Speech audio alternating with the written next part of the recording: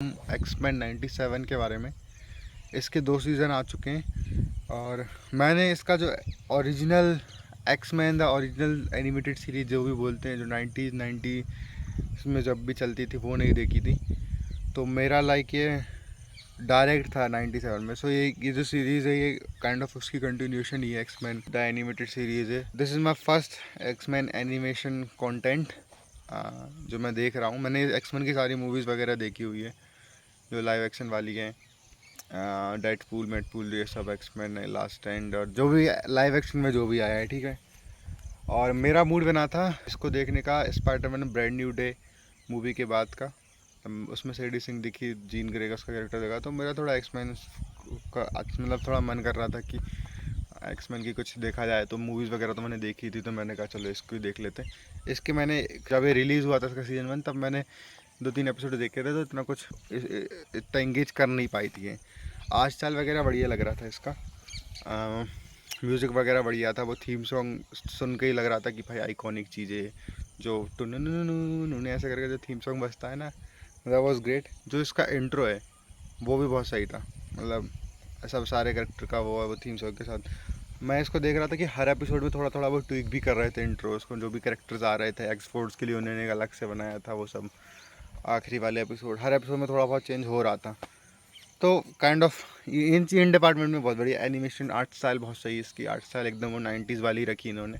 तो मैं ऐसा लगेगा कि डायरेक्ट उसकी कंटिन्यूशन ही, अगर तुम एनिमेटेड सीरीज़ के बाद डायरेक्ट इसको देखते हो तो वैसा ही लगेगा। हालांकि जो एक्समैन 97 है इसमें काफ़ी मतलब ऐसा लगता है कि ये वाइडर मल्टीवर्स का पार्ट है। सीज़न 1 में एब्सोल्यूट पॉइंट, कैंग, सीज़न 2 में कैंग, सेलेस्टियल, इन सबको ऐसे इंक्लूड करके वो समझ में आता है कि उन्होंने थोड़ा एमसीफिकेशन थोड़ा किया है। और कई सारे आपको कैरेक्टर्स के कैमियो भी देखने को मिल जाएंगे, Spiderman, captain America, iron man और सारे ये सब, ठीक है। तो एक लगता है कि हाँ, क्योंकि अब उस टाइम पे जब एनिमेटेड सीरीज आई तब फॉक्स के पास या जिसके पास भी, जिसने भी ये बनाई थी, तब उसके पास राइट्स वगैरह नहीं होंगे। अब लेकिन ये तो उन्होंने ऐसा बनाने की कोशिश की कि इस वर्ल्ड में एवेंजर्स वगैरह भी रहते हैं। हालांकि देखो, मैं पहले ही बता दे रहा हूँ, मैंने ओरिजिनल जो एनिमेटेड सीरीज़ है वो नहीं देखी है। तो मेरा जो ये जो भी बोल रहा हूँ डायरेक्ट उसका है। तो बस जब मैं देख रहा था तो मुझे कई कई जगह ऐसा लगा था कि यार ये क्या हो रहा है ऐसा। तो बट जैसे जैसे तुम सीरीज़ देखना एपिसोड और मैं देखता गया तो सब समझ में आ जाता है। ऐसा कुछ लगा नहीं कि कुछ समझ में नहीं आया। ओवरऑल जो मैं समझ पाया तो कि इस यूनिवर्स में जो भी बोल दो, इनका इनकाउंटर हो चुका है अच्छा खासा। मतलब एक्समैन की अच्छी खासी स्टोरी लाइन जा चुकी है। वो एपोक्लिप्स से भी लड़ चुके हैं, सिनिस्टर, बेस्टियन, सेंटिनल रोबोट्स जो एक्समैन को मारने के लिए बने थे, इन सब से इनका सामना हो चुका है। फ्यूचर से भी, केवल मेपल, तो ऑलमोस्ट सारे कैरेक्टर्स इंट्रोड्यूस हो चुके हैं। ओवरऑल मुझे शो डिसेंट लगा। अगर तुम रेटिंग की बोलो तो 7/10 था। मुझे इसमें बहुत सारा फैमिली ड्रामा टाइप का दिखता है, वो बहुत मतलब मज़ा नहीं आया। कोई भी कैरेक्टर मर रहा है उसको फिर से ज़िंदा कर दे रहे हैं, उसमें भी मज़ा नहीं आया। तो ये सारी चीज़ें थोड़ी इसकी लगी कि मतलब थोड़ी अजीब, थोड़ा उसको कार्टून वाला बना देती, वही कि आर्टिपिकल मार्वल शो है वैसा टाइप का।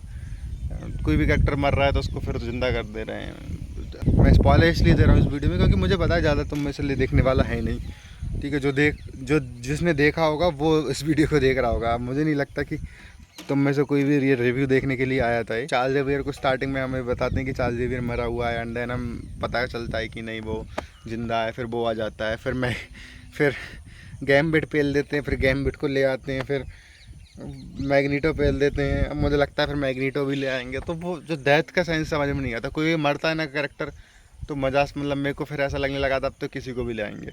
मुझे देखो, शुरू के कुछ एपिसोड मुझे ऐसे लगे थे कि हाँ मतलब थोड़ा चार्ल्स ज़ेवियर मर गया है, उसके बाद की कहानी बता रहे हैं, तो इंटरेस्ट बन रहा था। 1-2 एपिसोड फिलर एपिसोड थे, वो लाइफ डेथ मुंटेंडो वाला, और एक लाइफ डेथ पार्ट 2 भी था। वो दोनों एपिसोड बहुत बेकार थे सीजन 1 के। अटैक ऑन जेनोसिया वाला जो था सीजन 5 वाला एपिसोड सीजन 1 में, वो बहुत तगड़ा एपिसोड था, बेस्ट 10/10 लगभग। वो बहुत सही एपिसोड था, मतलब वो मुझे अभी भी याद है क्योंकि दो सीज़न ख़त्म करने के बाद भी।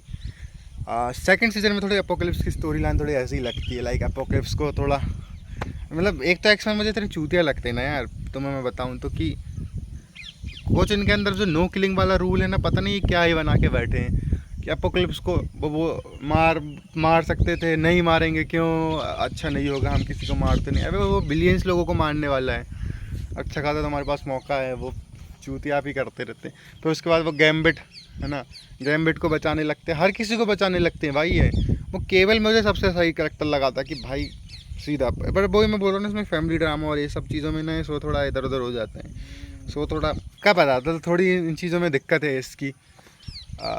जब जब गैम्बिट जो है सबको पता रहता है कि गैम्बिट के अंदर एपोक्लिप्स है, वैसा कुछ वो बाहर निकल सकता है, और फिर भी उसको बचाने की कोशिश कर रहा है।